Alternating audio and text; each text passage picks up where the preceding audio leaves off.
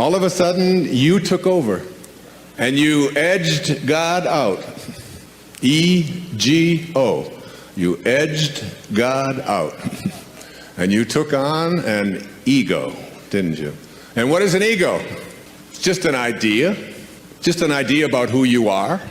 Instead of being a piece of God, a piece of the source, you decided, and those around you decided, that you were something different. And if you studied quantum physics, and you took the tiny little particle that began you, and you tried to find out where it came from and reduced it down to its tiniest subatomic properties, ultimately you would discover what Lao Tzu knew, that it's the spirit that gives life, that you didn't come from a particle, that particles do not create particles, particles do not come from particles.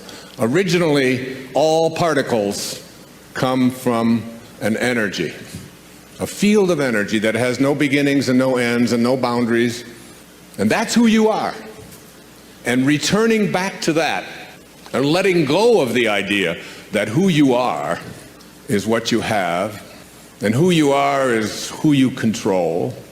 I don't think there's any more all-pervasive theme in the Tao Te Ching than the idea of being a non-interferer. Do you, Stephen? I mean, isn't it? It's about not interfering, isn't it? It's about letting go. It's about allowing. It's about detaching.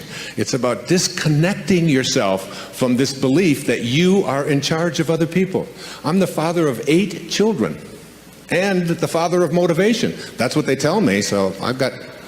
And as this father of 8 children, one of the things that I've recognized and what has made me, I think, a better parent, particularly even since I've been doing this, is my willingness to, I call it the bite your tongue verse of the Tao. Just hang back just for a second, just as you're about to interfere, just as you're about to lay it on and tell somebody else how they should be and what they should do and how they should do it, you step back and realize that what Khalil Gibran, the great Lebanese poet, in writing in the Prophet, said was just a basic truth.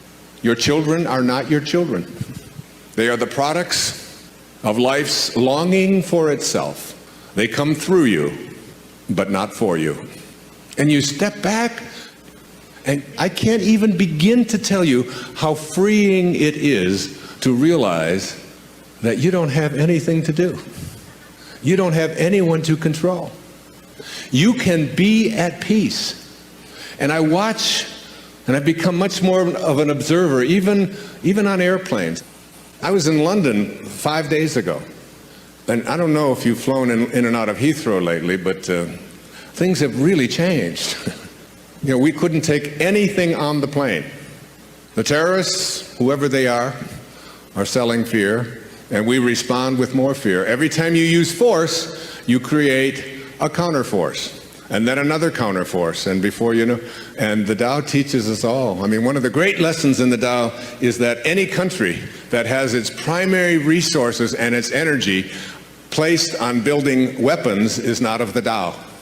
And those countries that have their consciousness located in the Tao put their energy into tractors and building homes and growing food, not building weapons.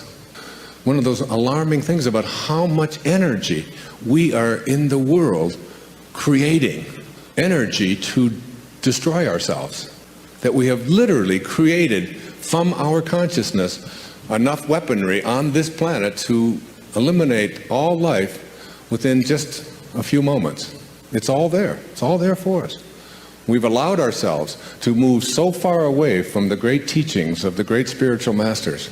And we believe that we're a Christian nation or that we're a spiritual nation when we find ourselves having moved away from these simple principles and then getting upset with other people because we can have these kind of weapons, but they can't. And we don't look hard enough at ourselves and all the ways that we have deflected ourselves from the greatest teachings of all of the great spiritual masters.